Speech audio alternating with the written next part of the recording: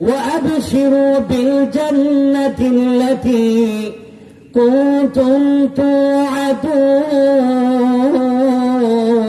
توعدون الله পাক বলেন إن الذين قالوا ربنا الله নিশ্চয় যারা বলবে আমার রব আমাদের রব আল্লাহ আমাদের রব কে আরো জোরে কে আল্লাহ পাক রব্বুল আলামিন বলেন নিশ্চয় যারা বলবে ইন্নাল্লাযীনা ক্বালু রাব্বুনাল্লাহ নিশ্চয় আমাদের রব আল্লাহ সুম্মা ইসতাকামু আমার রব আল্লাহ এই কথা বলার পরে আমার বান্দা বান্দি আমি আল্লাহ তাআলা যেগুলা আদেশ করেছি এই সমস্ত আদেশগুলা মেনে চলবে যেগুলা নিষেধ করেছি এইগুলা থেকে বিরত থাকবে মেনে চলবে আমার আল্লাহ বলেন তাতানাজ্জালু আলাইহিমুল মালাইকা আমি আল্লাহ আমার বান্দা বান্দির শানে রহমতের নূরের তৈরি ফেরেশতা পাঠায়া দেব সুবহানাল্লাহ কি পাঠায়া দিবেন নূরের তৈরি রহমতের ফেরেশতা পাঠায়া দিবেন কোন সময় পাঠায়া দিবেন তিনটা সময় পাঠায়া দিবেন বলেন না সুবহানাল্লাহ কয়টা সময়ে তিনটা সময়ে ওই ফেরেশতারা এসে কি বলবে আল্লা তাখাফু ওয়ালা তাহজানু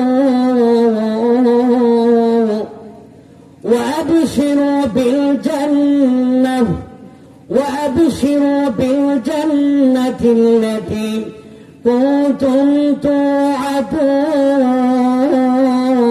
توعدون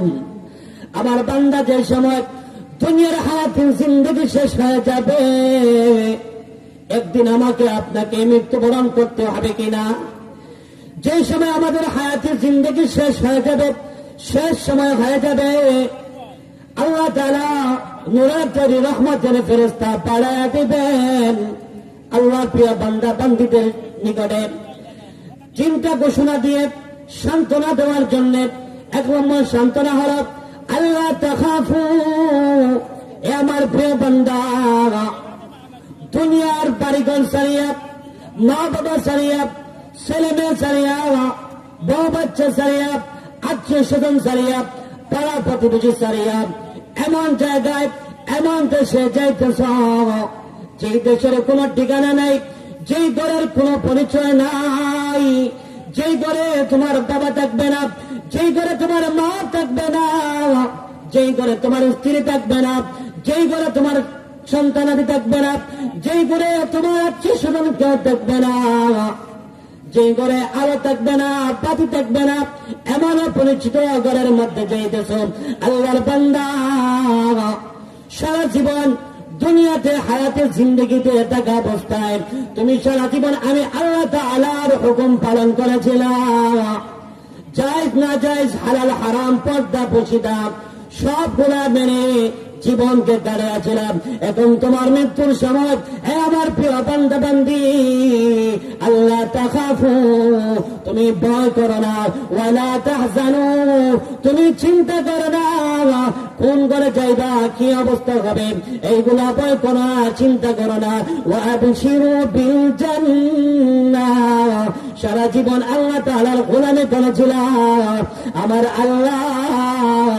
আপনার আমার উপরে ওই আল্লাহর প্রিয় বান্দা বান্দির উপরে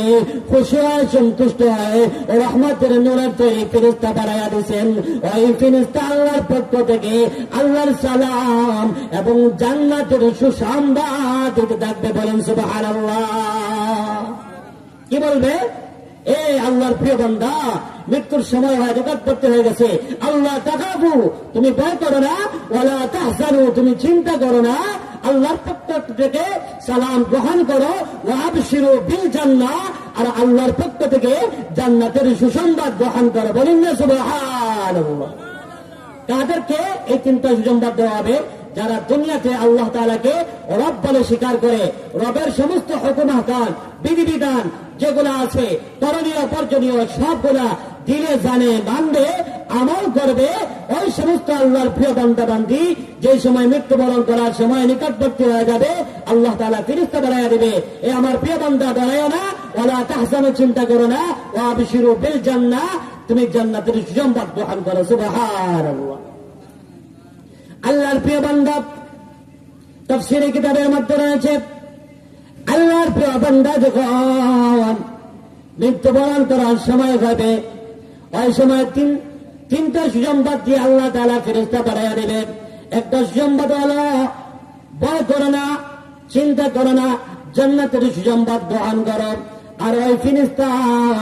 আল্লাহর প্রিয় বান্দা বান্দির নিকটে 3 বার আসবেন। সুবহানাল্লাহ। কতবার? 3 বার। একবার মৃত্যুর সময় আপনাকে আমাকে মৃত্যুবরণ করতে হবে কিনা? সবাইকে মৃত্যুবরণ করতে হবে। 1 নম্বর সুসংবাদ আল্লাহ তাআলা ফেরেশতাদের মাধ্যমে বাড়াইয়া দিবেন, এই আমার প্রিয় বান্দা, ডরাইও না, ভয় করো না, আওয়াবশিরু বিল জান্নাহ। 2 নম্বর, যখন কবরের মধ্যে আপনি আমি যাব, কবর থেকে যখন কিয়ামতের মাঠে হিসাবের জন্য কি দুনিয়াতে করেছি এগুলা হিসাব দেওয়ার জন্য যখন আল্লাহ তাআলা আমাদেরকে তুলবেন, তখন আল্লাহর পক্ষ থেকে রহমতের ফেরেশতারা বলবেন, হে আল্লাহর প্রিয় বান্দা, তুমি ডরায়ো না, ওয়ালা তাহজানু, চিন্তা করো না, আল্লাহর পক্ষ থেকে জান্নাতের সুসংবাদ বহন করো। সুবহানাল্লাহ। কিয়ামতের কঠিন ময়দানে যখন সকল মানুষ একত্রিত হবে,